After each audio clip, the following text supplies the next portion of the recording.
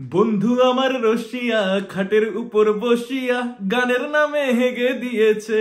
Sorry sorry be serious Sudip. Hello বন্ধুরা, আমি Sudip and welcome to filmy take.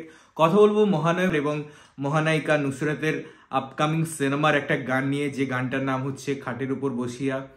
কি গান বানাইয়া দিয়াছে নাকি সব, যাই হোক। তো এই গানটা নিয়ে কথা বলতে গেলে প্রথমে ভাবতে হবে আমাদের, বা ফিরে যেতে হবে 2000 সালে। এবং সেই সময় যেরকম গান হতো, তার যেরকম লিরিক্স হতো, যেরকম নাচের স্টাইল হতো, যে একটা গান চলছে মাঝখানে একটা ক্লোজে হিরোইনের একটু ন্যাকামো হাত ছোড়া ওগুলোকে যেভাবে এডিট করা হতো, এটা খানিকটা তাই। এবং সত্যি বলতে এটা আমি কোনো একটা সিনেমার গান দেখছি না, কোনো রিলস মেকার বা টিকটকারদের নাচ দেখছি, এটা বোঝা মুশকিল।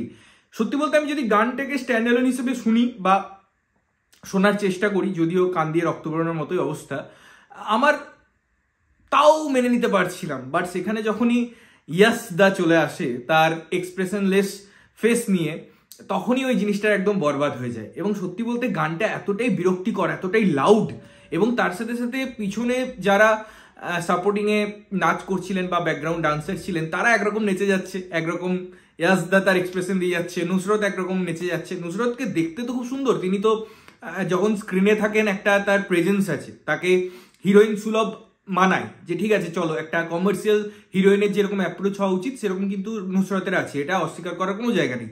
তাকে দেখতে ভালো লাগছে, কিন্তু তাকে দেখতে ভালো লাগলেই তো গানটাতে সবকিছু হয়ে যায় না। গানটাকে তো ওভারঅল একটা জার্নির মধ্যে যেতে হয়, সেটা অডিও ভিজুয়াল সিঙ্কের ব্যাপার আছে, ভালো এডিটিং এর ব্যাপার আছে, ভালো সিঙ্ক্রোনাইজেশনের ব্যাপার আছে, কেমিস্ট্রির ব্যাপার আছে, ডেপথ আছে, গানটার মধ্যে মিনিংফুল প্রেজেন্টেশন আছে, লোকেশন আছে, তার গেট আপ আছে, অনেকগুলো ডিপার্টমেন্ট। জাস্ট একটা করে দিলেই তো হয় না, এটা তো একটা ছেড়ে খেলা নয় যে একটা কমার্শিয়াল সিনেমা আনছি, চলো লোকের বাহবা কুড়াবো, অনেকদিন পর পুরোনো গান আমেজ শুনতে পাচ্ছি। ভাই কেন অনেকদিন পর এই গানটা আমরা শুনবো কেন? এই গানটা শোনার মধ্যে কি অভিনবত্ব আছে? আজকে আমরা একটা ইন্ডিভিজুয়াল, বা আমরা যদি কথা বলি ইন্ডিপেন্ডেন্ট স্পেসে, সেখানে এর থেকে ভালো আমার মিউজিক প্রোডাকশন হচ্ছে। আমি মালতী মাসির যদি কথা বলি, সেটাও একটা কেওড়া সং।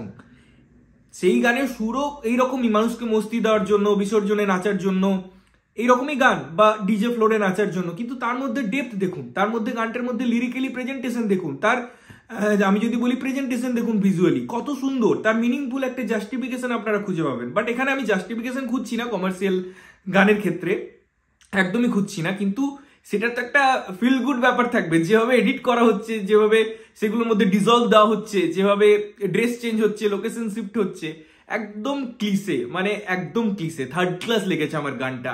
ওভারঅল যদি আমি অডিও ভিজুয়াল কম্পারিজনে যাই, বাট কি বলবো, দেখতে হচ্ছে তাদের প্রচেষ্টা। অবশ্যই সবসময় প্রচেষ্টাকে আমরা হ্যাটসঅপই দিয়ে আসছি, অনেক বড় বড় নায়কদের ক্ষেত্রে আমরা দেখে আসছি তারা চিরকাল প্রচেষ্টাই করে যাচ্ছে, তো এদের প্রচেষ্টাকেও আমরা স্বাগত জানাই। সিনেমাটা কেমন হোক, সেটা দেখে আমরা সুস্থ থাকি না মেন্টাল হয়ে যাই, সেটা সিনেমা দেখে বলবো। বাট এরকম যদি গান হয়, অর্ধেক মেন্টাল হয়েই মানুষ অডিয়েন্স সিনেমা হলে পৌঁছাবে, তারপরে সিনেমা দেখে কতটা মেন্টাল হয়ে বেরোবে আমি গ্যারেন্টি নিচ্ছি না, আমি নিজের গ্যারেন্টিও নিচ্ছি না। তবুও সিনেমাটা দেখবো, হলে গিয়ে দেখবো, এবং ভালো লাগলে পরে অবশ্যই প্রশংসা করবো, এবং খারাপ লাগলে অবশ্যই ধুয়ে দেবো। এই ছিল কথাবার্তা। গানটা তোমাদের কেমন লেগেছে অবশ্যই কমেন্ট করে জানিও। ততক্ষণের জন্য ভালো থাকবে, সুস্থ থাকবে, এবং সবসময় ভালো জিনিস দেখবে। চ্যানেলটা যদি প্রথমবার দেখছো, লাইক কমেন্ট শেয়ার করতে হবে, সাবস্ক্রাইব করতে হবে, যাতে প্রত্যেকটা নোটিফিকেশন তোমাদের কাছে পৌঁছে। ততক্ষণের জন্য টাটা।